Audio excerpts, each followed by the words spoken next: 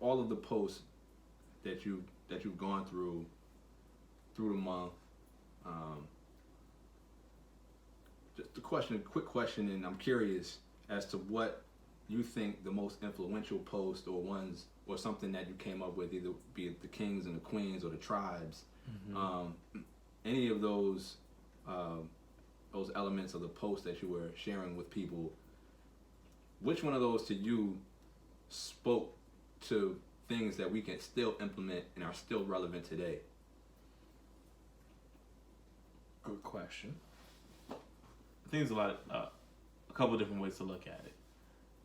I would say, to make it relatable to now, and I've been you call me bleak about the outlook of Black America going into this voting season and going into the future. I'm probably more on the y'all about to be back in slavery, y'all just don't know it. You are prepared for, so it's funny because you have the mentality that I have, which is prepare for the worst but expect the best. But I don't think you expect the best. You prepare for the worst and expecting the worst. Absolutely. Oh my God, absolutely. It's gonna go down. And when it goes down, I'm gonna be laughing. I'm gonna be laughing because I see it. Yeah. But to go back to what you were asking is, what's relatable now, I think, would be the Moors to the Almoravids, the group of the Moors. What they ended up doing under Ali messing it up, but Ali Tashif Yabin, I think Yasin was his name. He was the one that took the Moors out as a dynasty in Africa and then started conquering southern Spain, which led to Greece, which led to England. But the Almoravids were the group of Moors under Islam, but they were different factions of tribes, and they all bound together under one kind of flag and decided we're going to take on the Spanish and defeat them and then push our agenda while keeping the home base. I think that right now is something that, and I've talked to you about this talking about voting, where we at as a culture. You got to have your culture and your base and then push forward to grow out.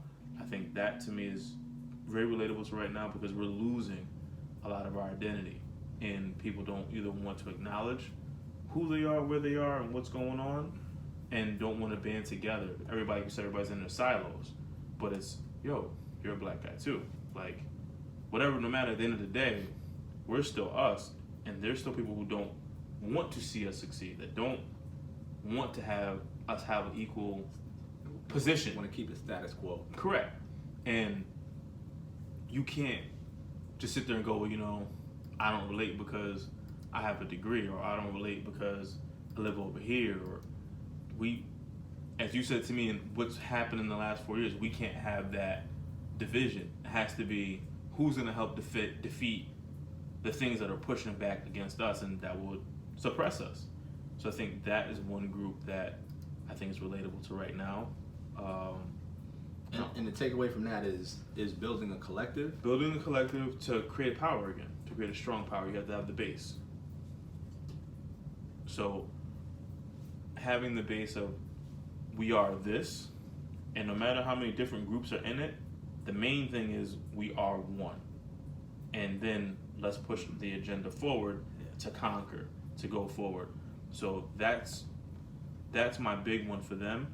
And then the Yoruba tribe, which is more for the culture, the kente cloth, spirituality, culture of understanding who you are as a people and being proud, and not the typical idea of what you have in Africa, but these are the ones, they dress beautifully, they have kingship, they have just a sense of pride and self that when they walk into the room, you're going to talk to us straight up. We are one.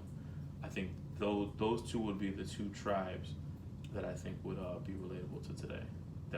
I would like to see that mindset switch around to. And the first scenario, I'm emotional about that. Which scenario? About supporting one thing and moving towards one direction, right? Because the whole Kamala thing, that ate me up for a long time. And that's an example of that. That's what happens when you fail to do that. But this is what. Can we be honest? When you and I was driving to New York and we was having this conversation, and she had wiped the floor with Joe Biden. What did I say to you?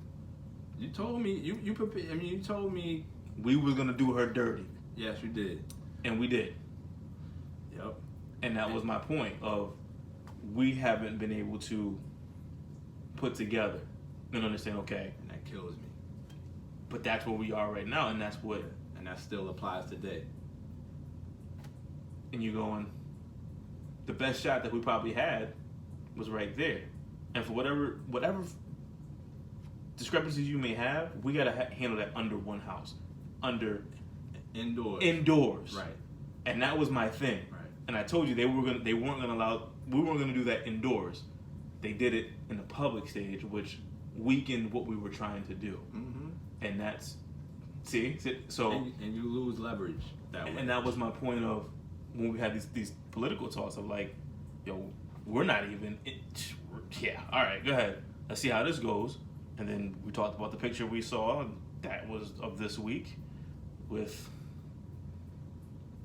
certain people praying over Trump. Like. Oh Lord, we don't have time for that. I'm just telling you. Yeah. This is where going back to what we should be doing and what's really happening, of why I've been like, all right, we're destroying it. We're very far off the path. Yeah. And I just hope that in the next 8 years we don't go back to we don't really regress, go back to the future. No, I hope we don't go prior to Jim Crow. Yeah, so now, you gotta get out there and vote. There's no question about it. You have to get out there and exercise your right. But that begs the question now is just, so to pivot and stay on this conversation, what are people saying that they want? Like, what are they looking for? So we're in primary season right now, right? Democratic primary season, and there's six Democratic primary out of 30 that was there right now. 30, and unfortunately, Kamala bowed out early. I still think she should have been like the last three. Like, if she wasn't gonna win, she should have been like last three at least. That's where I was. I was so angry when she suspended her campaign, because it was only a representation. It basically is what happens when you just have lack of support, like, period. Like, there's no way in the world she should have been out as early as she should, as she suspended her. She shouldn't have been out as early as she elected to do. So,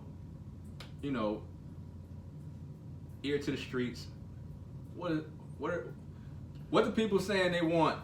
I think it depends on what age group you're talking about. Because when you thinking it matters? You thinking that matters? I know it matters, because when I talk to the wise men, they hate Bernie, because their first thing is, "Oh, we're gonna pay for everything." And the wise men are your old heads, for context. Yeah, for context. So they're 50 and over. So they're over 50. Yeah. So their mindset is, Bernie can't pay for everything. I can't have everything be socialist. I'm tired of paying for everybody's this and that for you to be on welfare, which there's merit in what they're saying, but at the same time, they can't see past status quo. So from my perspective, me talking to them, they're going for more of a Joe Biden feel. And it's not because Joe Biden's a good candidate. It's just kind of like, it's the trail end of Obama. Like, at least he was connected to the source. And I do the same face, like, what's that mean? It has nothing to do with anything, but that's that mindset of that group. And I talk to my mother about it. My mother have big debates on it. Yeah.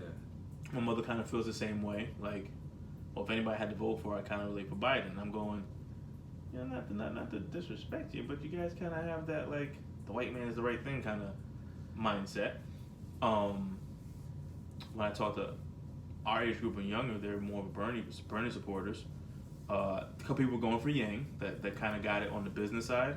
A lot of people. I saw more of with following for Yang, and I was a Yang supporter after Kamala because I thought Yang got it, and you need somebody with the business mind. He just didn't have the personality. You and I talked about that, but I think Bernie's the guy if you're talking probably 35, 40 and under, because he's talking to the things that affect us now, and he gets it. I will say, and I've been very vocal about this, I don't really care for Bernie.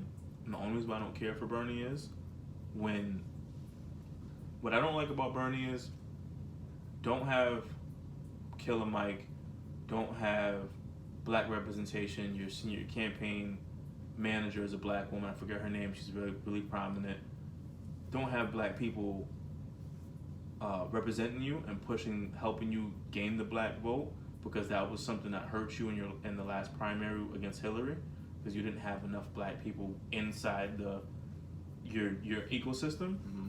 And then when you get on and people ask you about the black agenda, you start talking that all lives matter nonsense. Mm-hmm. That's where I lose it with Bernie, and that for me is like, you're no different than on the other side.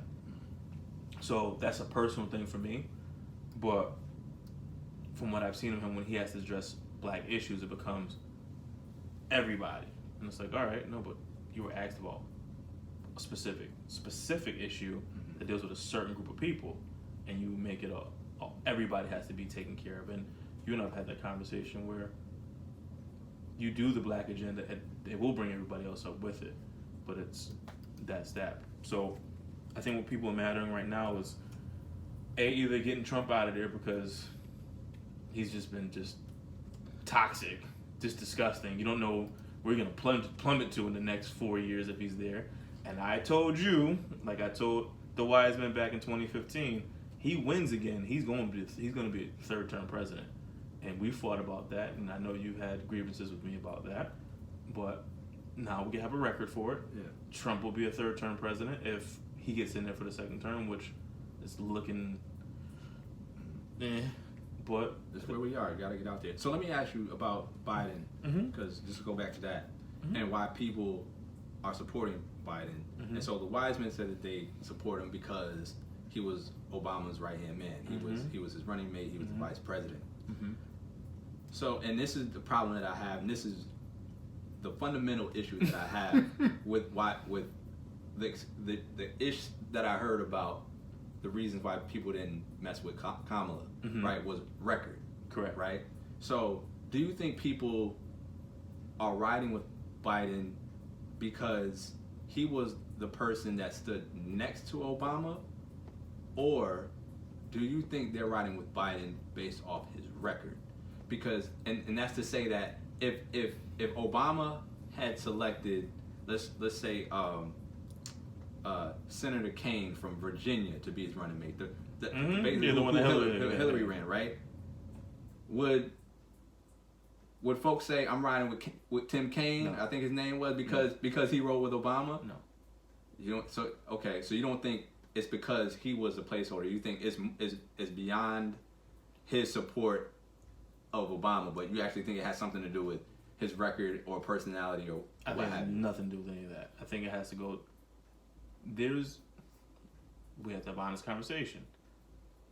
And I can say that the wise men have told me this. They said it's going to take another white man to be another white man. A powerful white man to be the white man. Okay. And so in their mind... But there's 1, 2, 3... But it's old school. 4. I get it. 4 white men in there. I get it. Which is, I guess, why Biden is having a tough time. Correct. But he has, once again, the record, the cachet, and the name. So he has that thing going for him. And then the Obama piece, I think that's the reason why they go that route. And I've been very, like they told me, like it's just one, it's going to have to be those two going at it in order for people to overthrow Trump. And I kind of just looked at them going, yeah, that's not going to work. Not going to happen. But it's the mindset of, for them, and I've called them more like, you're just used to voting for the white man. It's okay. Like, there's nothing wrong with that. It's just, it didn't make sense because you trying to use his because they tried to use his record. They're trying to fight fire with fire. Correct. Basically, but what I said, it. I said that. Which is fair to me. That's fair because I'm like, look. But the thing was, they tried to use the record conversation as the means of supporting that decision. I said exactly, and that was my point of going.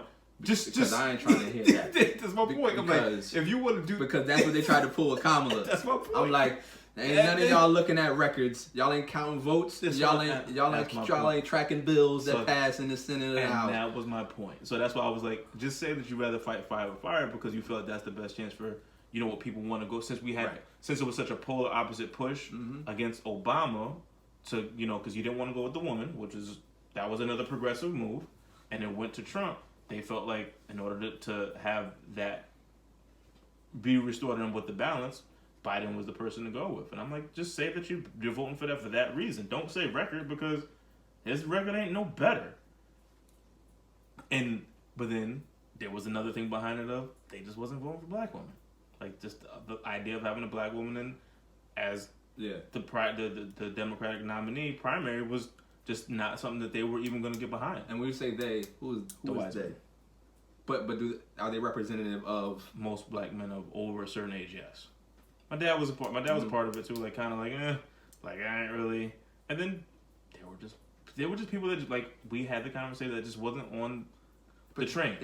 And to me, that is the lack of the bigger picture. It's one thing, and to me, if you don't think she's ready, that's fine. That's cool. That's fine. Let her get to the top three, to the final three, final four, right? Let her But because what that represents is she represents a coalition of people that are demanding leverage. Like she is leverage. You have somebody that represents you.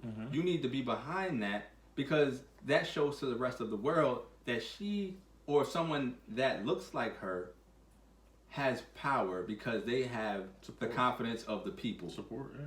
It's a support and that's to me, it's big picture. And you wore her shirt to the thing last night too. I represent, just put that out there. I donated to a cause. I got the shirt straight up. I'm giving you your flowers. I know you know. Because I was the only person that pointed it out too last night. I was like, oh, you out here rocking a Kamala Harris shirt. Nah, well, you want a mini. Oh, all right.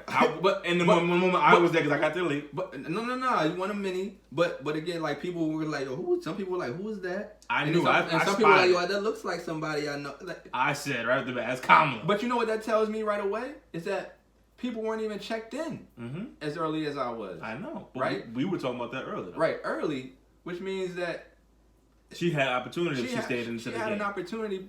People didn't really know her. But what you get is this mentality, and I don't know what nerve that it strikes that forces this knee-jerk reaction for people to just, you want to dive. They want to be all critical and detailed, and I'm like, okay, if y'all gonna do that, keep the same energy. There you go. Keep the same energy. I don't hear about nobody's record now about anybody that's still on in the primary in the primary candidacy right now. Yeah. I don't hear anything about anybody's record. I'm hearing crickets from the community. Everybody.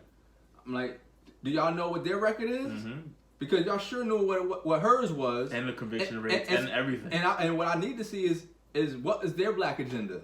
Because that's my point. Because they were crying about she wasn't for the people. Correct. I'm like, to say she wasn't for the people, you have to show me somebody who was. Correct. The people that are left, you have to show me who was because who is and who still is and who still is. Right. At the time, my argument was at the time it was who was when she was in, and then now, like to your point, of the people that are in right now.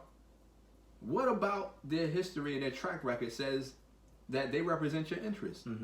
Because that's the problem that I have with folks. It's not that you didn't necessarily think she was ready or you didn't like her. That's fine. But you have to wait. You have to send a message to the public at large first that, all right, that person looks like they represent me. So we got to get them as far as we can before they drop out. Like we did with Obama.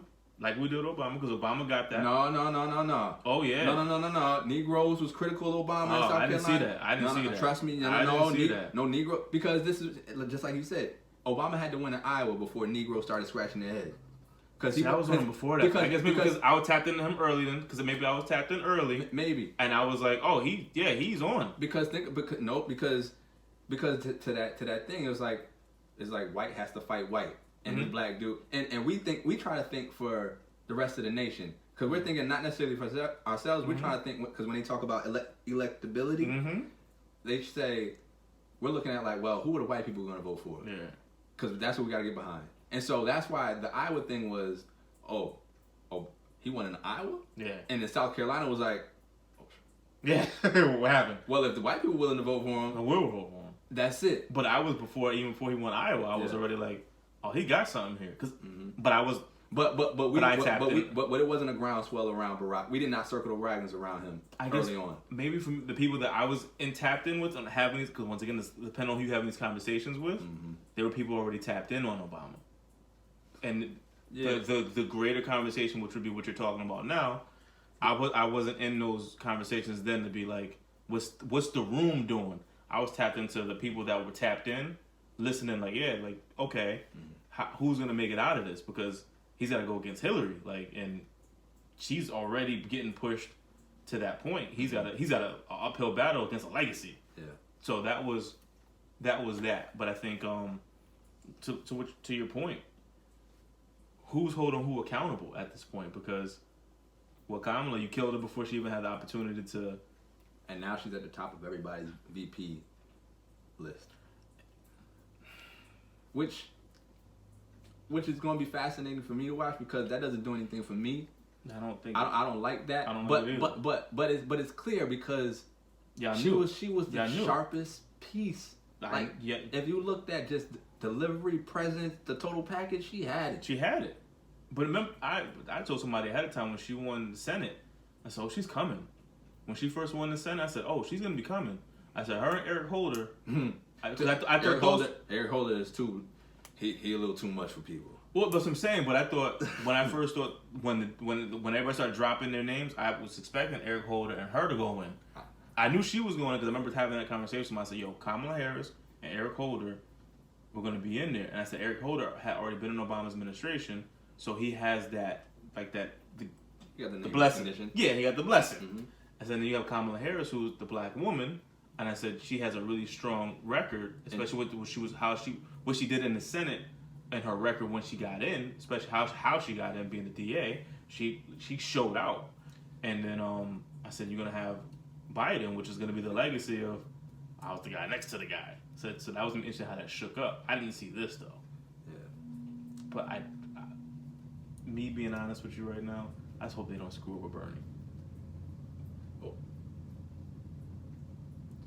We're going to have to see how this plays out. Straight up. I'm just saying. We got to see how this plays out. Folks got to vote. Honestly, I'm not going to lie. There's some old dudes in this joint, man. Bernie scares me because he's old. Oh, he yells too much. He scares me because he's old. I mean, if he was 15 years younger, I'd be like, all right. But to me, the hard part about Bernie is that they don't want him. Who is that? The DNC. You can tell they don't want him. Well, first of all, I mean, that's the funny part to me is like he has so much support, but they just not really rocking. I think they're mad at Biden. Like, yo, fam, this was yours to take. First of all, I don't know how you let somebody who is an independent run as a Democrat. Just from a structural perspective, if I have an organization that says only the people with the last name Smith can rock with me, but I let a Johnson run under the Smith name, you're already off balance. The man has it. That's what I'm saying. I'm just like, so I'm sure they're upset, but they should be upset at themselves for allowing this man to run as a Democrat as an independent. You know what I'm saying? So they made that bet. I got nothing. Whether they like him or not, I can't. Clearly, they can't do nothing about it now. But my point is, you think they're gonna rob him? They did it already. Yeah, you think they're gonna rob him again? That's what I'm scared of. Because that's what I told the wise men. Like, yo, if he gets robbed again because he represents, the 18 to 37, 40 who have their issues, they're not gonna vote. So you don't think they're gonna? So and that gets to my other piece. My other issue is that this is supposed to be, to me, personally, I don't care. At this point, the situation is so dire. I don't care who the Democratic nominee is. I don't agree with that. All right, because if Bloomberg is the Democratic nominee, you got a blue Trump. That's all you got. You didn't get that to me that's not true. That's very true. That's not true because that's how we got Trump. Because everybody said that about Hillary. Like, no. Whether you said it or not, I'm telling you that was the narrative. People were like, oh, it's the lesser of two evils. That's how people stayed home the first time, thinking it was the lesser of two evils, and you got Trump, and now people are looking at incompetency, like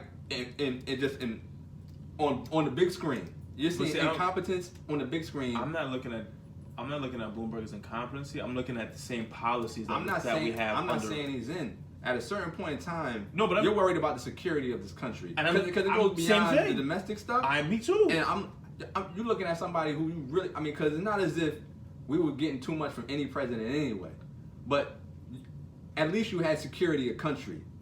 Okay. But Bloomberg's no different than what Trump's doing. He's going to be no different than that. See, you got to be careful with that. See, that's the issue that have people staying home. Because if you ask anybody in New York for the 13 years that he was the mayor, and I'm a New Yorker, so I know. But here's the thing: we're not talking about New York. We're talking about the country now. But that don't mean that was his first taste of it. And if he saw, because remember, everybody forgets those two were boys. So if he saw it, that got pulled up on the grant. See it? Listen, I'm just calling the cat. Them two were boys. Those two were like how me and you get down. That's how them two got down. Man, Trump was boys with. Trump was with a lot of rappers. Rappers and billionaires are two different things. Let's put that in proper context. What I'm saying, you can't say that. You don't know that they were boys. They know they were. And it's been documented. Those two were two peas in the pod. All right, but Clinton and running New York. But the Clintons used to rock out with him. Exactly. Doesn't mean that they all don't. You all dealing with the same devil. It's just they playing a different game. And I'm saying to you is, Bloomberg saw, okay, that worked. What worked? I'm a billionaire. The cachet of whatever my name is, because people know his name, people know his network, people know his net worth and some of his philanthropy. They may not be tapped in the way he did locally in New York because all you saw was what Giuliani did and cleaning up the city, but you don't understand what he did, the stop and frisk, the raising the rents, making the affordable living just completely crazy. Okay. You wasn't tapped into that. Okay. And what I'm saying is he made that work in New York and then changed the law so that he could be the third term mayor, unprecedented. Trump started saying, oh, that worked. And now he sees, all right, well, he's just doing what he wanted to do and running it like a boardroom on the national level. Who? Trump. He's not running it like a boardroom. You tell me what? Dictator. Well, same thing. No, his boardroom. He runs the country like how he ran his boardroom. That's what I'm saying. He ain't have no boardroom. Whatever. But he's running this like how he ran Trump. Whatever. Right. The Trump organizations. Right. As one voice, a dictatorship. My whole point is that he's seeing. That worked. Okay. And now I can throw my hat in there, and all I'm doing is I'm the opposite side. I can be the white hat. So just not to get too far away from it. What you're saying is that you don't think it's basically Trump versus anybody else. You actually think there's an option to be had. Because my position is that I don't care. Like Bloomberg, he's got his issues because to me it was the same thing with Kamala. Because it's the thing, like look, at a certain point in time, you either think this guy is good for the country based off what you've seen, but it's supposed to be good for the country. What's that? It's supposed to be good for the country. I don't think Bloomberg's good for the country. That's all I'm saying. But that's my point. But to say you don't think he's good for the country is to say that you think Trump is better for the country than Bloomberg is. I'm saying is you're looking at the same thing just in a different suit. So as bad as you feel about Trump, so you're saying they're the same person? They're the same person. They're the same. I don't agree with that. And you know what? And that's what and my point is, ask any New Yorker who was around under the Bloomberg 13 years. Okay. How they felt about that and what happened and what went down. Mm-hmm. Nobody's rocking with that. Okay. But it's just, if you wasn't tapped in, and I understand, you don't see it. Okay. And I'm saying is, they're the same person wrapped in a different suit. It's just Batman and Superman. Yeah. And I get it where people may not understand it. I get it. See, I don't see it. And I'm looking at, but I'm saying if we got to pick somebody, I'm gonna go with Bernie. if I have to. It matters. I'm not voting just because I need to get Trump out. I also need to say who's going to stop the bleeding, because we have to stop what's happening. We have to go opposite. But then you don't have a choice. Then I do have a choice. But if you put Bloomberg as the primary, because if you have to stop what's happening now. But if you put Bloomberg if you stay home, if Bloomberg's on the ticket, then you're saying that you don't have to stop what's happening now. I'm saying that there's nothing that's going to make it stop. I'm just going to get the same person under the blue flag instead of the red flag. That's all I'm saying. If y'all let Bloomberg get in there as the Democratic primary, you better vote for Trump anyway, because he got the same shit. Damn, I disagree. But we run out of time. I throw my hands. That's my opinion. That's my opinion. We run out of time, folks. Yeah, we back for the overtime, man. Overtime. We just had a spirited discussion. We had to keep it going. Left it off on politics. You know, we wanted to make sure that people stayed engaged, and there was a lot there. Blood pressure started to rise, started to build a little bit. Blood pressure's building because this shit matters. It really does. You know what I'm saying? So, but there's a lot of historical stuff behind it. That reason why it matters, like, because I think it plays talking into about the behavior of people. Yeah, and like even just talking about how like Dwayne and them got upset, but we'll touch that. But the wise men, one of the wise men, one of my wise men. I got 3 wise men, but it matters when you have to look at everything in the context of the whole plate. Mm-hmm. So. You asked me what was the tribe or the post from my African history post that most were relatable today, and I talked about the Moors and the Almoravids, which were different subsections of Moors or Almoravids, and they banded together, which ended up creating the Moors under the Islam, flag and everything. But they went and conquered Spain and went on to conquer Greece and Europe and England for 700 years. Nobody talks about that, but they understood the greater good of us having the footprint back in Africa, but then pushing forward and taking our agenda and running shit somewhere else. And we need to be able to do that now, where everybody has their different tribes, everybody has their different things, whether you're what they call blurred, which I don't, this is a black nerd, I guess, into whatever. I never heard that one before. Yeah. A blurred. I've heard of blurs. Who called you a blurred, Nobody son? called me a blurred. I'm not even in that. Who called you a blurred? Not even close to touching me. I'm what they call a black ratchet professional. I'm the ratchet professional. I'm the ratchet professional. Professional ratchet. Professional. As I what do I say? I'm righteousness and ratchetness. Yeah, that's me. But no matter what group you're in, we have to be able to all right, the agenda is the black agenda. The agendas are our agenda. Right. For me, I'm going to say the black agenda. But whatever your agenda is, your agenda. And the different tribes will have different pain points, right? Things that they want to see done. Correct. For that benefit their tribe. Correct. But the greater good. But when the country looks like, even though you may have other tribes that may have different pain points. Yeah. When you have somebody that represents what a collective. larger tribe would look like. The collective. Right? Mm-hmm. You got to get behind that person. And hold that person accountable and say, yo, this is the agenda we have to get. And Killer Mike talked about it too, which is, what is the black agenda? What are the 4 or 5 points that we need? Because then I think that's what we really need to get under to say, what are we really trying to fight? Because if we don't know what you're fighting for, it don't matter. And this is where we've gotten to the, how it got heated with what we got going on now. Spirited. Charged up, passionate. It's everybody has a different agenda, but we can't get under what's the real agenda? What are you voting for? What matters? And you said, you want Trump out. And I'm going, me too. I'm not saying I don't, but I'm not gonna put somebody in there that's the same dude just in a different suit. And that's me just talking about Bloomberg. You know what I mean? And I like Bernie. I like what Bernie's progressiveness is, but the thing is, I don't want to hear that all lives matter shit. Don't use my people and don't put my people as campaigning for you to gain access to the culture. But then when they ask you, what are you doing for the culture? You start talking that all lives matter nonsense. Don't do that. I have a big issue with that. And that's where, once again, everybody being on the same type of time, you got to hold the people that we're going to be behind accountable to what they're going to do for us. And we don't do that. All right. But the question is, But you think, and you were talking about the young people, right? Because the young people, young people are part of the reason why Trump is in office, because they thought, once Hillary won, they thought they wasn't gonna be represented. Okay, and do you think that they knew what Trump was gonna be? No, I don't think nobody knew what Trump was gonna be. I thought we all thought it was a joke. I think nobody knew what was gonna happen. We saw what the people that represented Trump were on, though. Right. We don't know what Trump was gonna do. Right. But we knew.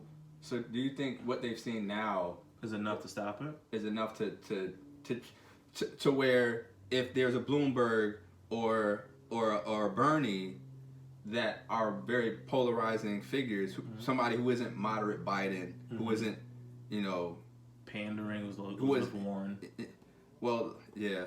I mean, Warren is like the two most polarizing figures are Bloomberg and definitely and Bernie, right? Biden is the safe white guy. Yeah. So the question is Trump and a big enough threat to this world, this country, for people to say, I don't care who is the Democratic nominee, I'm just voting Democrat because that guy has to go. I'm gonna look at you and I'm gonna look at the camera. No, because everything's been normalized. He's had almost 4 years of every week has been something. Every freaking day it's been something with him. And it's to the point now, it's not even like, what's the deal of the day? Mm-hmm. You see what I'm saying? Like, my uncle sent me something this morning that he already passed the law for the invisible wall, which is a new thing now to keep people out without having to, if you're an immigrant, if you don't already have a sponsor set up, you can't even come in. That's already been passed. It went into effect a week ago. We've all been arguing over something completely different, and he's been just making moves. And that's my point of, it's just been so, he knows how to rattle everything going and just, he's a gangster. And unfortunately, to a good amount of people, they respect that gangster. Like, yo, and as horrible as it is, I'm not sitting there saying I'm a Trump supporter. Mm-hmm. I'm sitting there saying it's so matter of fact now. He told two of the Supreme Justices to recluse themselves. Sotomayor and the other dude. I missed that. He was told them to recluse themselves with anything. He told them to recuse themselves from what? Because this whole tax thing's going to Supreme Court. He told them this week, recluse yourselves because you guys are. But he can't. He told them to do it. But they can't do it.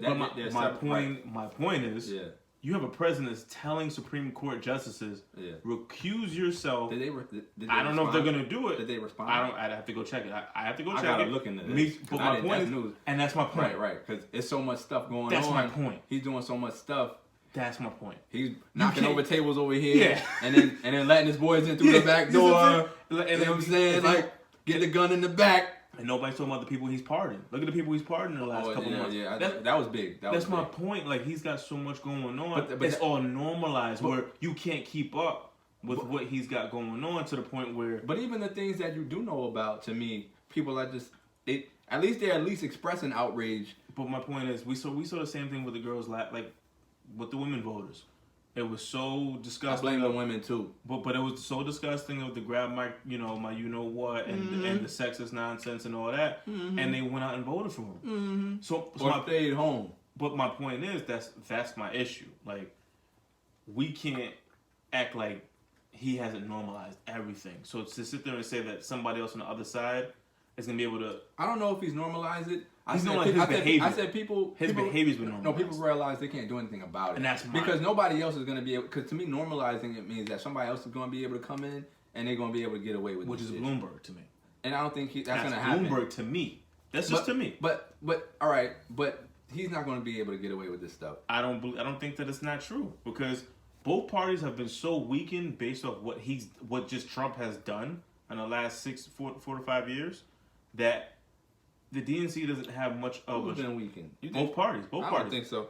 I think Democrats historically have always been weak. They don't do rank and file. But he crushed them in that election that he won, because he showed your legacy. Democrats? Yeah, But that's my point. But what I'm saying to you is because he was able to pull off the victory he did and still losing the popular vote, and what we see right now, the clown show of the DNC trying to even figure out the primary, he's like, I don't even care what y'all got. So that's what gives Bloomberg the ability to be like, well, I could step in. But that goes to your point. That goes to the whole, again, back to the tribal collective. The Moors, yeah. This is why Democrats don't do politics well. Is because they have these different tribes that once they get in power, they don't know how to do rank and file very well. Republicans do rank and file. And they've done it. They say you get down or lay down. And that's it. And that's what they've done. Right, so Mitch McConnell. What was the Boston dude that voted to impeach? The one that ran against Obama.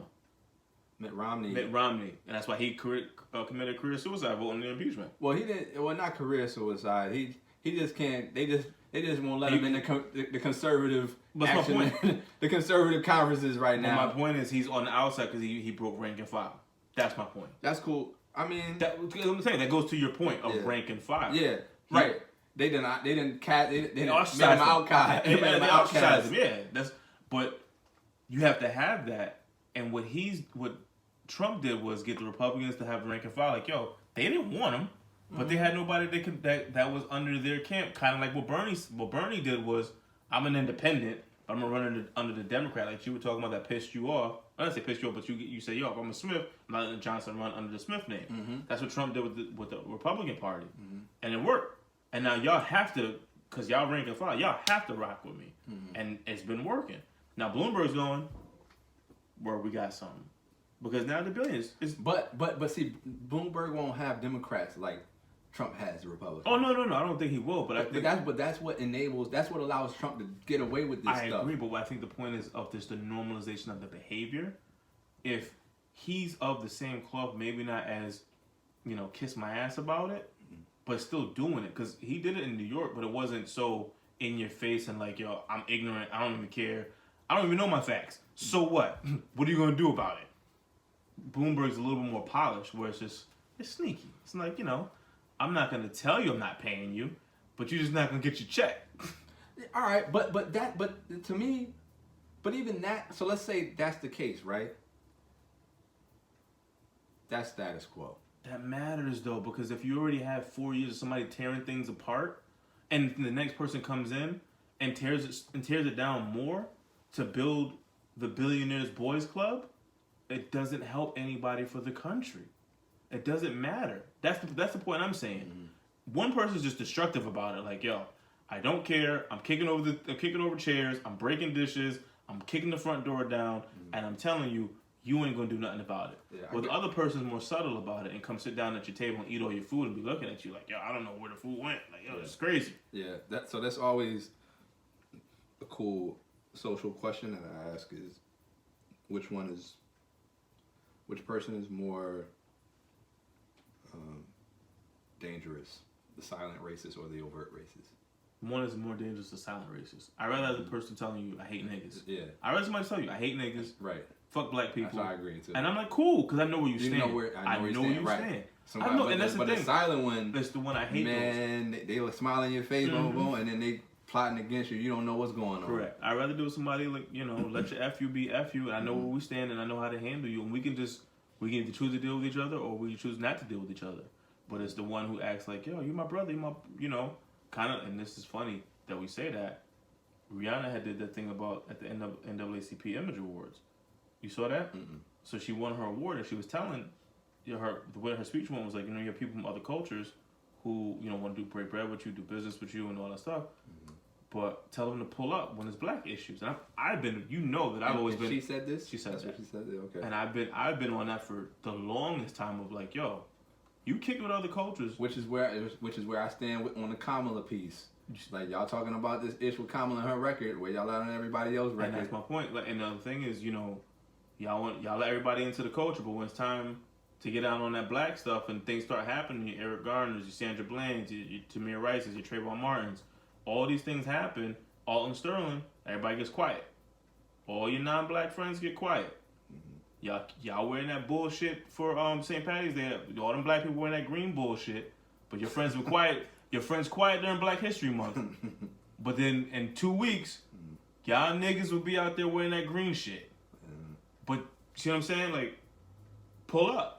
It's got to be both ways. I respect somebody who say, you know what? Don't be part of my culture. I want to be part of your culture. Or I respect your culture and I'll learn it and I'll get into it and take it as far as I go. And even what I may not get, I'll respect the culture. Because then I can do the same thing for you. Because you don't have to know everything about it. And there's things you won't understand because you're not of the culture, but you can respect it. Same thing we do with salsa. Like, I'm not Spanish. Nothing about me Spanish. But I respect the culture and I respect your way of being. That I will never go in there and disrespect it. See what I'm saying? I'll never sit there and act like that. And where I don't understand, I don't get it, I tap out. And it's not me. I don't know. I'll leave it alone. And I won't be ignorant or acting like, because I'm a black guy. Like, nope. It's not my thing. That needs to be uniform in that. And going back to our tribe thing, we don't even do to hold our tribes accountable. And that has to happen because that's what killed us with Kamala Harris. Which is where I told you this was going to happen because our tribes are so... You did, man. I was so just annoyed. I remember that you were so mad at me on that drive down. You were mad like, yo, that's not going to happen because the people know what's best for them, da-da-da. And I was like, yo, fam, they're going to kill her. Yeah. And you just like, I remember you being so pissed. I remember, we went to was it Manhattan, right? Yeah, we was going to some spot. We was going to some spot. But you was like, not trying to hear me like, yo, that's, and people know what's best for them because they can't be that stupid. Like, and I was being like, yeah, all right. Damn. And it happened. Quick. I give people too much credit. Nah, I listen to people where they at. Just judge them where they at. Because I think that was right after she had told Biden about I was the little girl on the bus. And I think from then, that's what Biden lost his... Yeah, she cut him. She cut him. He had to start moonwalking after that. he was on the Billie Jean stepping on the squares after that. Moonwalking, he was limping. Oh my God, it was bad. Limping after that. I don't think he gained ground ever since after that. Because before that, he was the clear cut. Yeah. He was head and shoulders above everybody. She cut him. She dropped that. Like, oh yeah. I was like, it's on. Yeah. Now we rolling. And then ever since she been out of the debates and the campaign, it's just been. Nobody's been. I mean, it isn't interesting. I mean, you're looking at look at what you're looking at, and especially for people of color. I'm like, all right, look on the stage. Who do you think represents you up there? But I think they think Bernie does. I really do think they think Bernie does. But to your point, if so, the guy that says all lives matters represents you more than the woman that says I was that little girl on the bus. But that's the reason why I get mad at once again. I look at our people going to tribes. That's the tribe part that I get pissed off of, yo. And I talked about Dwayne and them, the wise men of like, we're so conditioned to go that we think that white ice is colder. I'm not saying that all white people are bad. I don't think white people are bad. No, that's not what we're saying at all. But what I'm saying is, if you're somebody from the culture that represents you and that's willing, that isn't shucking and jiving, that's willing to step out there and be like, because we gotta be real about that. Because we have some of us that step out there, like, because Cory Booker was that to me. What? He was like, yo, you just black in color. Ain't nothing about you of the culture, and nothing about you black. Ooh. You just have to be black by birth. Ooh. But as soon as you got around whatever, you kicked in that other side of you. Cory Booker was.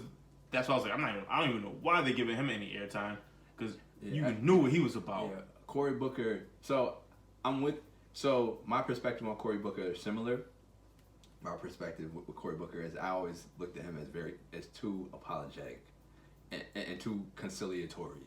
So I'm with you on that. Like I was like, man, this ain't no go along, get along environment. And so I look at Cory. I'm like, listen, you a peacetime consigliere. Yeah, you're not even a peacetime. We need a wartime consigliere right now. I didn't think he was a peacetime dude. I was just like, because he's thinking like, oh, if we can just have a conversation, people will see our point. I'm like, nah, that's not where we at right now. That's not where we at right now. We're not doing that. This is a hot war. Yeah. Okay. We gotta Bullets shoot. is firing. We gotta shoot. This ain't not the Cold War. Yeah. We are in a hot war right now. You either get down or lay down. They're not taking any prisoners. Nope. Okay? We're not being sorry about it. Exactly. So I was like, listen, this is not your time. You need to come around during. I don't think he needs to come back around. Don't come back around. But this definitely was not his time. We needed a Kamala, which was like, yo, I'm not somebody who used to prosecuting. She used to. But that's the strong black woman that we always talk about. See, I know you get hot. I know. What I'm saying. Okay. That's the point of.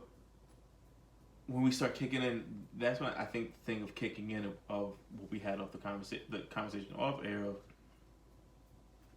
we hate our own sometimes. We hate ourselves. We'll talk about how we hate slavery. But let's talk about that because so does that stem from so let's say if someone is presented as strong, right? Does that come from people thinking so just presenting themselves in an unapologetic state of being. Okay. Right? So if you present yourself like, I'm going to speak my mind, I'm going to showcase my intelligence, I'm going to be who I am unapologetically as a person of color. Doesn't work. Right. But is the reason why people sort of either, I don't want to say cringe. They do, but it's cringe. It's cringe. But they're hesitant to support it and absorb it Yeah. organically. Is it because they don't embody that, and if they think that there might be a retaliatory or action from someone who is responsible for their livelihood, right? Do you think that's what that comes from, right? I mean, that's like the plantation mentality. Is that if one Negro runs away from the plantation, the ones that's left get whipped, right? Mm-hmm. We gotta make an example out of somebody so they keep y'all in line. So that's So you think it's the plantation mentality? But I think we don't realize how indoctrinated we are into that because you had Cory Booker, who was the house Negro. Let's just call it what it is. He was the house Negro.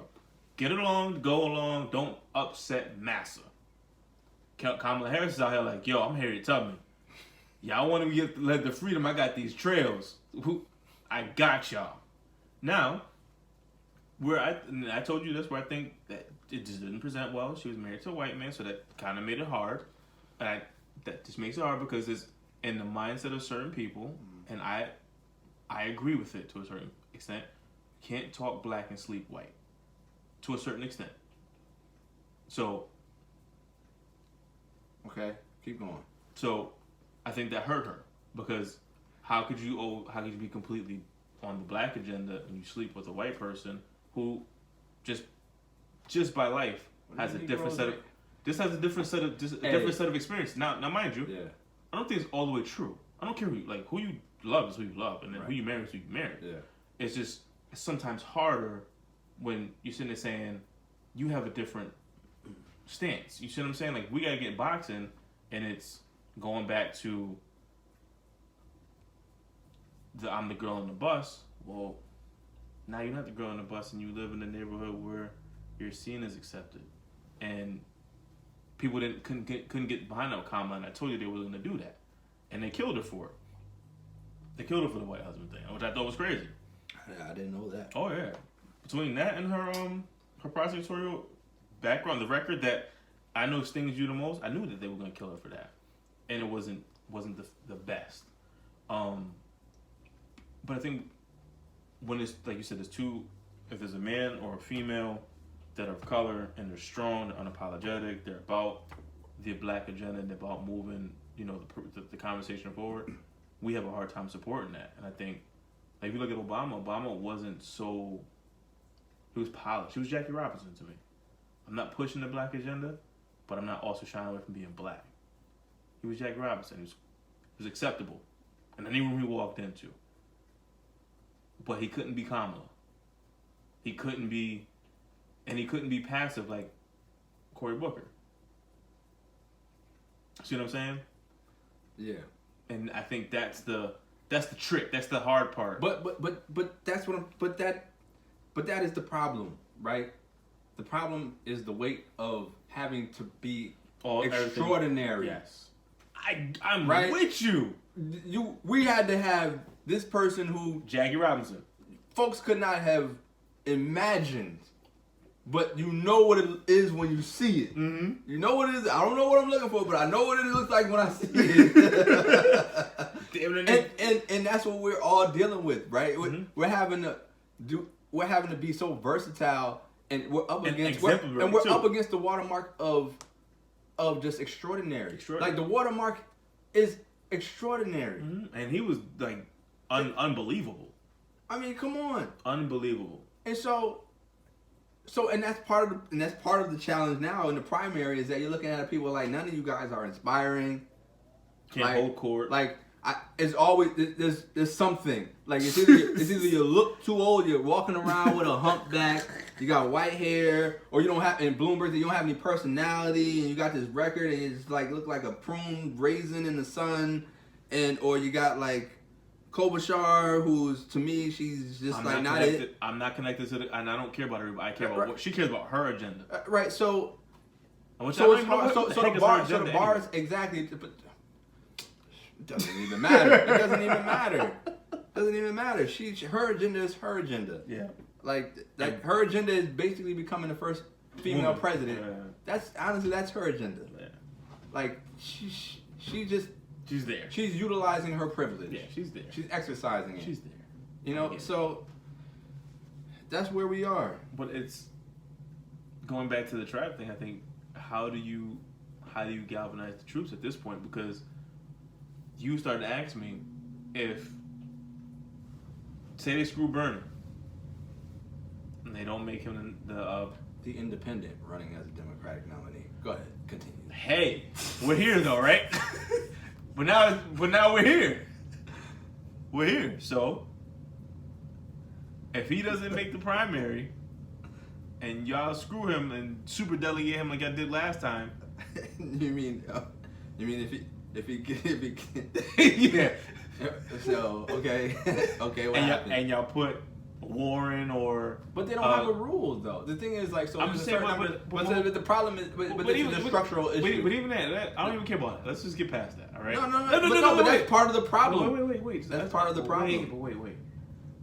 Say y'all screw him, and y'all put Buttigieg or Warren, whatever. Yeah. Gouda face. I don't care. Face. Yeah. I don't care. Buttigieg.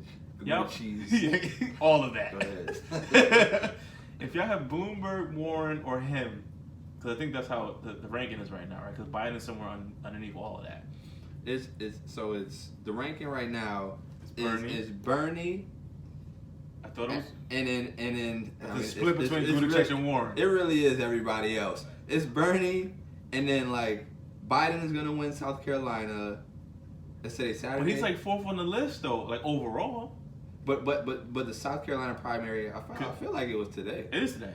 So he's gonna win South Carolina. So he'll be like back in it. He got a boost. South Carolina's gonna give him the boost, and then it's like Warren and Klobuchar don't really have any momentum. Okay. And then Buttigieg. Okay. It's Warren Buttigieg and Klobuchar. Okay. That's it. So it's basically and Bloomberg's the outside shot. And Bloomberg's gonna be there because he's got the money to stay in it. So it's gonna be Biden, Bloomberg, and Bernie. Okay. The three B's. Yeah, 3 B's. B cubed. So at B cubed, we'll take that was B squared. So we have Biden and Bloomberg. Yep. Take Bernie out. Y'all screw Bernie. Y'all got Biden and Bloomberg. Your question to me was, well, everybody sit up like they did last time, the last election when Hillary and Kane were the ticket. And I'm telling you, it's gonna happen again. Because now you lost all faith. Like y'all don't even want to even hear our vote. Like we're telling you, we told you last time we wasn't rocking with Hillary. We're telling you this time we're not rocking with the rest of everybody you saying that you have on the ticket. And y'all did this again? All right. So what? One of the wise men said how creating it there's got to be a third-party system, and I think that'd be an interesting conversation to see how that goes, because the DNC is going to lose everybody at that point. All right, but you have another 4 years of that guy.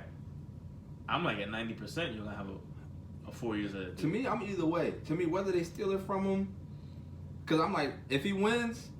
But to me, because the scenario they're giving right now is that even if he's a front runner of it, he might not have enough delegates to declare him the primary. That's my point. Right, and so this goes to your point of them saying, well, they're going to give it to a person with lesser delegates, and what that means. So either way, so let's say they take it away from him, you got to support whoever is the Democratic nominee. If you're a Democrat. Like you said, because what we like to say, keep that energy, right, for the team, right? Because how many times, it's not unlike anything that anybody who's lived long enough has been through. where you've done all the work for something. You've been the man. You exercise and you showcase the expertise and the level of acumen about a particular position, but it's somebody's prerogative to allow somebody else lead an effort. You either on the team or you're not. All right. You can either go on the free agency, be like, I'm staying home, right? But then you're not part of the team anymore, right? So it's either that or we let. Because either way, it don't matter to me. If it's Bernie, I hear people say, "Oh, Bernie's too socialist," blah blah blah. I'm like, all right, well, if he's nominee, you gotta vote for him. And if you stay home, then that means it wasn't about Trump. Because what I'm hearing is that you can't have it both ways. Oh yeah, this is the problem. The problem I'm hearing people say anybody but Trump, except for Bernie. But and you cannot and you can't have it that way. You cannot have it that way. I agree. And so I'm like, look, I don't care who it is. But I think people don't understand. Oh, go ahead. I'm sorry. Yeah, no, I'm saying you cannot. It doesn't matter who it is. So people that say, well, if they steal it from Bernie, then I ain't voting. Well, then it was never anybody but Trump. Then you can't have it both ways because it's anybody but Trump. Period. It doesn't matter who. If Boo Boo the Fool was running, then that's who you vote for. Because if it's anybody but Trump, that's what anybody but means. See, I made my stance clear. I don't want Bloomberg and I don't want Trump. So you're not anybody but Trump, though. You gonna vote for who you want to vote for. But see, what I'm saying is people right now are basically saying that this election is binary. It's either you are for Trump and the rest of and the way that the U.S. is, which a conversation can be had that maybe this is the disruption that this nation needed. Because I'm there too. I'm like, listen, I'm kind of at the point where this actually really ain't even like our problem as a culture. It's not. I'm like the things that he's shaking up are affecting the people who are used to getting their way. You know what I'm saying? These people are used to. These are the institutionalized masses that are used to the status quo. So I'm saying, I'm like, look, at a certain point in time, this is normal for us. I mean, yeah, like I'm looking to see where y'all gonna step up. Who's gonna step up? Who's used to being like, if y'all think this is unfair to you, what y'all gonna do about it? Yeah. Because that's what I'm looking at. That's what I'm looking at. Because I know what it is for me, but I know it's really not about me. It's about the people who aren't used to being in this position, who are used to getting the discount because of what they look like, or where they're growing up, and they're not getting it right now. I want to see how y'all act. How the playing fields got evened out on them. Yeah, I want to see how y'all gonna act. But see, and I think that's the hard part. That's the knuckleball piece that, as I've said to you and I've said to the wise men, that doesn't look good in the favor of Democrats, because there becomes am I upset about the playing fields being even? But on the other side, what Trump appeals to is my benefit card. And just being able to call a spade, or how you feel. And that's a knuckleball. Because there's certain people who just like the fact that they can say, I don't want Mexicans in this country, close the borders out. I don't want to help black people, what they primarily think black people on welfare, things like that. I don't want those systems there anymore. I'm tired of having my tax dollars paid for people to be on welfare and to sit around and do drugs and not contribute. But then the knuckleball piece is, it's not the truth, but it's not what he propagandizes. And that's where they kind of feel that, like I showed you the picture before of I was driving down 84, and there's a woman that had a thing said woman for Trump 2020, but I'm going, but where's this feminist bullshit act at? Where's the Me Too movement? Where's the equal pay? Where's the I don't want to have to always have a male getting paid more than me. So you're voting against your own interest, because he's been clear of not being on your side, but that's the identification part that I said, as much as we want to say it's their problem, they don't think it's a problem, because the core of that thing, whatever that he gets to, they rock with. And then now, I was watching the thing, which I gotta speak on this. That dude is stupid cold. Who? Trump. He was already in South Carolina. He's hit all the Democratic spots that they were supposed to go to. He's already hitting them doing rallies the day before, day two before that they're supposed to be there. Yeah, he's a troll. Professional troll. But the thing is, that's gauging his base to keep them in tune. Yeah. He's keeping them in tune, which I don't know why any of the DNC people are not getting ahead of that. Like, yo, Yeah, but that's not even to me. That's not the game. The game is the online presence. Basically, you have to mitigate all of the propaganda stuff online. But not even online though, because the media is covering that. They're going to these rallies. So as much as the online, I get it. Mm-hmm. They're covering the rallies. They gotta cover the rallies. That's my point. I'll concede that. The other stuff is the information that gets out there. It's like it's stuff like that. It's the information that people absorb, and they have to either determine that this is real or not. And the reason why I stay away from a lot of it is that a lot of it isn't stress tested,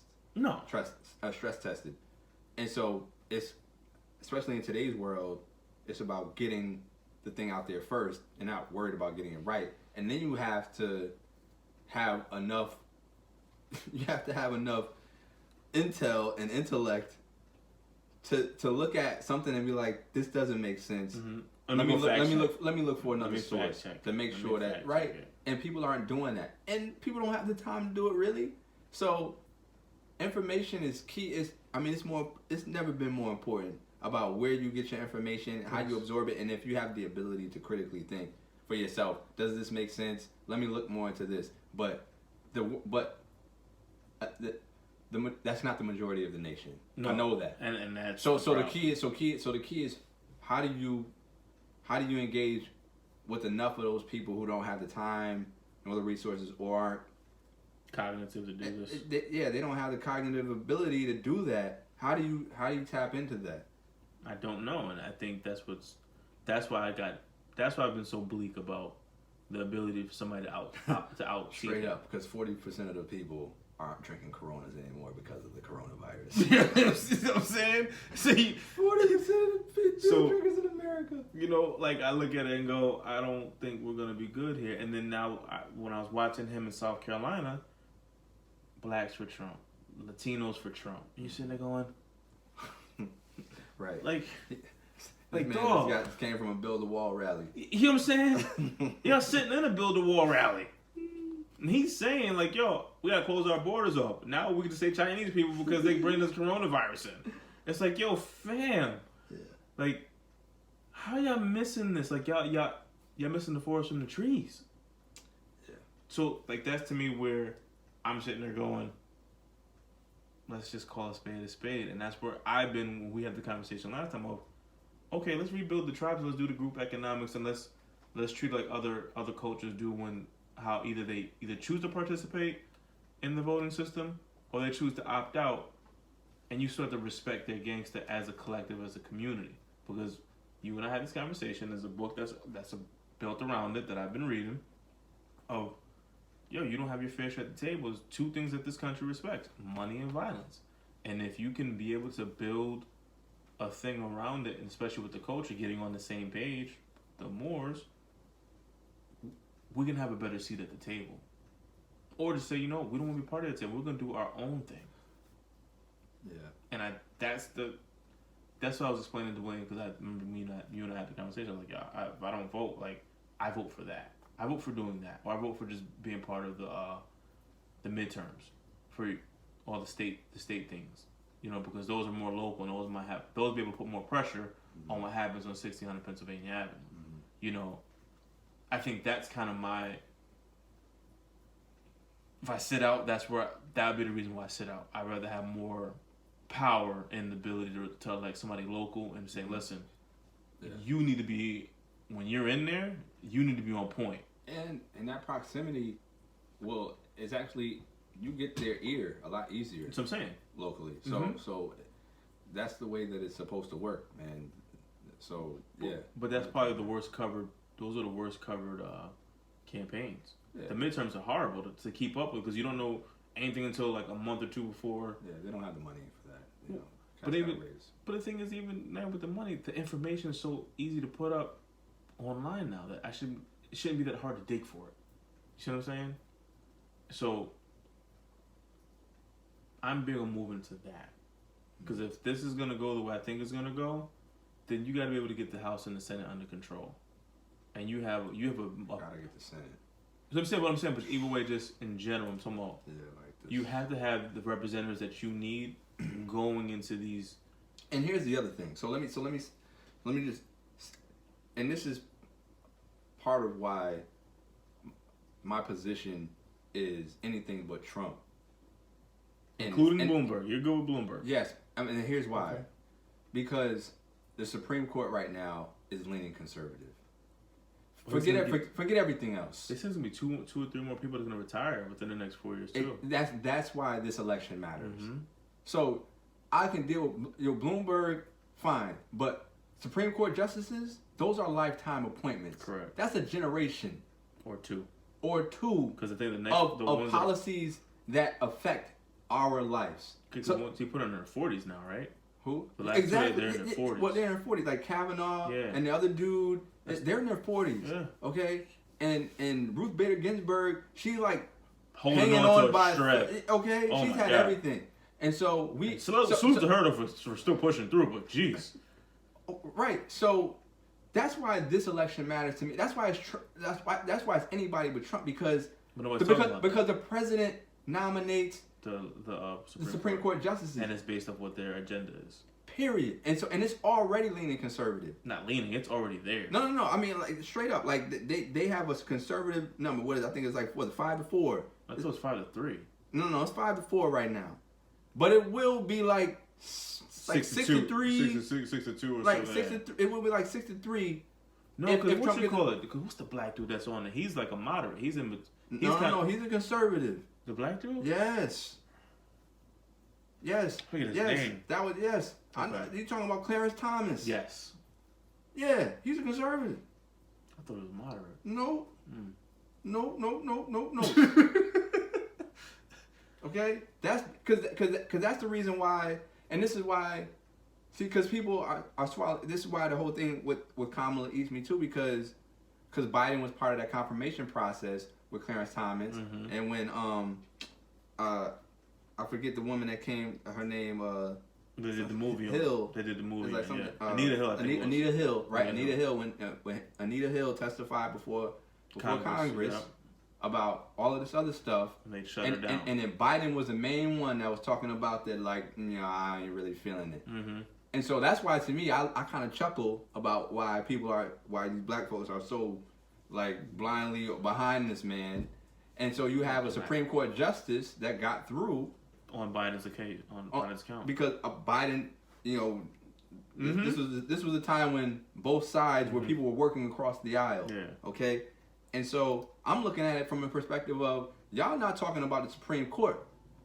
You talking about whether how you feel about Bloomberg or Bernie and his extreme policies or socialists and all that other stuff. Let me tell you something. You get 2 to 3 more. Ruth Bader Ginsburg is not giving you 5 more years. And you're lucky if you get that. She's not giving it to you. Because that's what Thurgood Marshall happened to Thurgood Marshall. He was trying to wait. He's like, look, I can't wait no more for a Democrat. Like, I gotta get out of here. And her health won't allow her to take it there. She's okay. So that's where it's at. That's where I'm. So it's not even about all of the policy initiatives really to me. It's about the Supreme Court right now. Well, the policy and the Supreme Court could kind of go hand in hand. No, they don't. They do. No, they don't. Because you can do the policy stuff at the legislative branch, but then you can fight it, and then once it gets to the Supreme Court, you need to have people that at least have your ideology. That's what the policies matter, though, because depending on who's pumping those policies. Like, if you have a Bloomberg who is a... But it has to get passed by the Democratic coalition, though. See what I'm saying? Like, he's going to have to fight for it. He's going to have to fight for it and all this other stuff. Which is why, to me, women, anybody that's pro-choice, they need to be voting Democratic regardless anyway. Because if he line up a bench full of conservative judges... That's not happening. That's going through. You're done. You can forget about it, and they're leaning towards that anyway. They're trying to go that way. But that's what I'm saying. So all of this noise about like the nuances of Bloomberg and the nuances of a socialist Bernie. To me, I'm like, forget all of that. The Supreme Court is in the balance right now. That's what it's about. And everybody's talking about criminal justice reform. Guess what? That is the highest level of criminal justice. Is the Supreme Court. It don't get no higher. And they will shut that down for the And if next you don't have 40 nobody 50 that cares about your criminal justice reform, because they'll say, all right, we're gonna take it to the courts, and then that'll appeal. It'll go to the federal, and then get kicked up to the Supreme Court. And guess what? And guess who you staring at? And guess who you staring at once you get to the Supreme Court? They're like, I dare you to go to the Supreme Court. Them people will be like, I dare you to go to the Supreme Court. Go ahead, we want you to spend the money. Perfect. Okay, so that's where I'm at with it. That's why I'm like, to me, this is like unlike any other time, because the Supreme Court is in the balance like it's never been in the balance before. Yeah, because you're gonna have 2 to 3 appointees within the next 4 years. Yep. Period. At least two. He done already got 2 off. But the thing is, he took one from Obama because they didn't let Obama get his last in. Yes. And that's what we got to talk about that. We don't have to talk about it. It happened. What happened? It What I'm saying, but Obama should have got that last one in before he left. So this will be that was the messed up part. So think about this. Do you really want to be part of a history that says this one president, as unjust as he is, as corrupt as he is, had the ability, unlike any other president, to appoint 5 life-appointing Supreme Court justices to the bench with all the policies he's already put in place for them to uphold it? Who wants to be a part of that? That's what I'm asking the people. Y'all want to be a part of that? You keep talking that Bernie socialist or Bloomberg or whoever. I don't care what they represent. I know this. They'll be putting at least a moderate to liberal thinking ideologue on the bench that's going to be working, at least seeing things from our perspective. The criminal justice reform, and y'all mad at Kamala. Kamala just executing the laws that's on the books. That's what she had to do. That was her job as a DA. She's just the executioner. Period. She didn't write the laws. She's the messenger. Yeah. So that's where I'm at with it. But we got to get that message out there. But okay, so then who's at fault for not talking about that? Because that should be a talking point on every primary. That's a Democratic platform issue. They're missing that. They haven't talked about that in any of the debates. I haven't watched the debates, but all of the highlights that I've seen, the most recent ones, the last 2, they just been yelling at each other or just dumping. They have not been talking about the Supreme Court justice. That to me, it kills me, because that's what it's really about. Like that is a big piece about all of this. Well, that and affordable health care. Healthcare, no doubt. We always going to be talking about healthcare and who should have it and what insurance companies are jacking up prices. But let me tell you something. Lifetime appointments, bro. They matter. Lifetime appointments. Well, especially with the way things. You're talking about 40 years, 50 years of somebody just. And they're young now. That's what I'm saying. And they're young. Right. Because they're not getting appointed at 60. Somebody on there at 45, they're gonna give you a good 40. Easy. You're getting 30 no matter what. 30, 35. They're gonna give you a good 40. Lifetime appointments. I love this. I mean, listen, I love to see term limits on that itch, because lifetime appointments to me that's ridiculous. But that's it, man. That's where I'm at. It's a lot. That's overtime, ladies and gentlemen. You know what I'm saying? Spirited discussion, uncut, unfiltered. Unfiltered and uncut. Put the children to bed when you do it overtime. When you do the overtime with us, you know what I'm saying? We uncut.